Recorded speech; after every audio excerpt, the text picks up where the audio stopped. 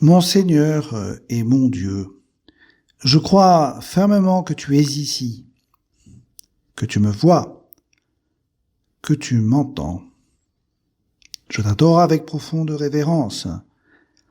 Je te demande le pardon de mes péchés et la grâce de faire avec profit ce moment de prière.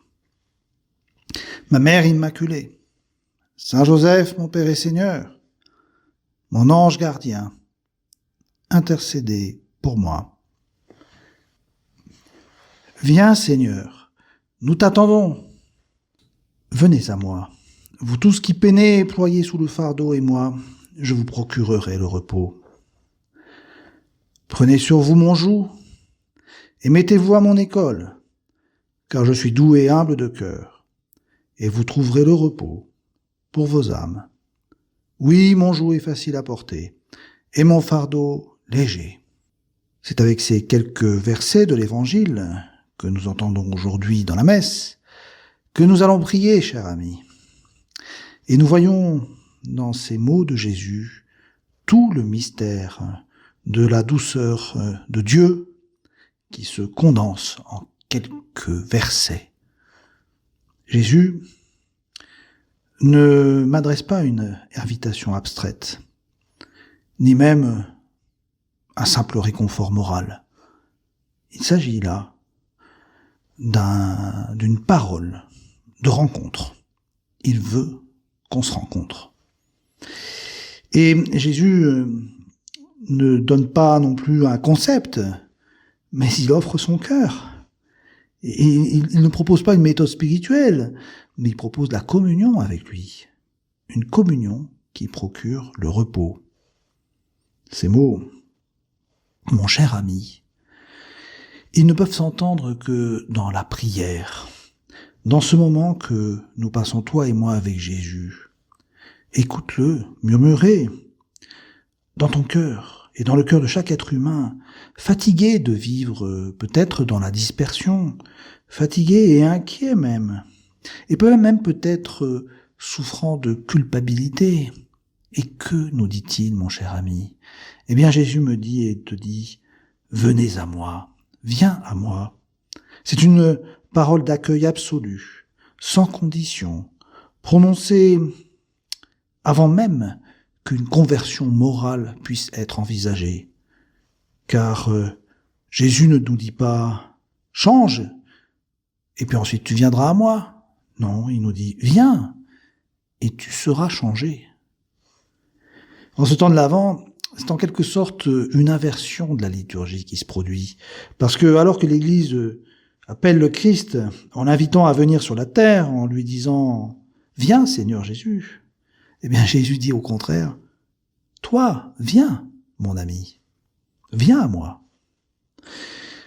Alors, chacun sait ou imagine ce que veut dire peiner et ployer sous le fardeau. C'est la fatigue humaine, qui n'est pas simplement uniquement physique, mais qui touche aussi le centre de notre être. Et Jésus parle, et il parle en particulier à ceux qui sont fatigués, et même qui sont très découragés. Et de cette manière-là, il rejoint la part la plus vulnérable de notre condition, cette lassitude, faite peut-être de peur, mais aussi peut-être de solitude, ou peut-être d'un désir qui n'a jamais été comblé. Et puis le bruit du monde aussi, ce bruit avec un rythme effréné, une exigence de performance qui amplifie encore la fatigue. Et parfois, mon cher ami, toi et moi, nous portons des fardeaux invisibles, la peur de décevoir, c'est la culpabilité du passé, et puis l'anxiété, l'angoisse de l'avenir. Cette fatigue, elle deviendra le lieu de la rencontre avec Jésus. Nous ne sommes pas dans l'échec, il y a une ouverture. Car Jésus ne me dit pas cherche la vérité, cherche le bien, mais il dit viens à moi. Et c'est ensuite que tu trouveras la vérité et le bien. La foi chrétienne ne l'oublions pas, c'est d'abord une relation, et une relation d'amour, une relation de confiance. Et c'est un petit peu le contraire d'une distance qui serait, en fait, en définitive, effrayante de ce qui pourrait être le religieux ou le sacré. Non, Dieu ne veut pas nous effrayer, il veut nous attirer. Et son appel, c'est celui d'un frère qui nous comprend, qui nous aime, en nous donnant repos et soulagement. En fait, tous nous cherchons à un moment ou à un autre le repos, bien sûr. Le problème, c'est que nous le cherchons parfois sous la forme d'une compensation, divertissement, consommation, achat compulsif même. Non, le repos dont parle Jésus, ce n'est pas non plus faire la sieste. C'est un repos que nous pourrions appeler le repos ontologique, si tu veux. C'est-à-dire la paix d'un cœur réconcilié avec lui-même et réconcilié avec Dieu. Dans la tradition biblique, c'est le sabbat qui symbolise le repos divin. Le 7e jour, Dieu se repose, pas parce qu'il est fatigué, mais parce que tout est accompli. Et nous reposer en lui, c'est entrer dans une même dynamique. La vie est bonne en Jésus, parce qu'elle nous est donnée par lui, et ainsi tout est accompli. Vous voyez, celui qui trouve le repos en Jésus, eh bien, il peut trouver une paix que rien n'enlève. La paix non pas de l'inactivité, mais la paix de la confiance. Prenez sur vous mon joug. Le mot joug peut étonner. Est-ce qu'on peut parler d'un joug alors qu'on propose d'offrir un repos? C'est un petit peu contradictoire, n'est-ce pas? En réalité, le joug, ça symbolise un espèce de lien volontaire qui unit deux êtres qui marchent ensemble, quoi. Dans l'ancien temps, dans les campagnes, le joug réunissait deux bœufs qui avancent ou avançaient côte à côte pour labourer la terre, qui est un travail pénible, et on les attache par ce joug.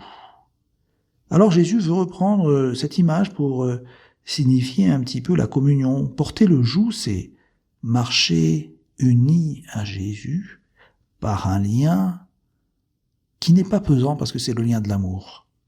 Et ainsi, le joug du Christ n'écrase pas. Il relie et il ne retire pas le poids du réel, mais il le partage.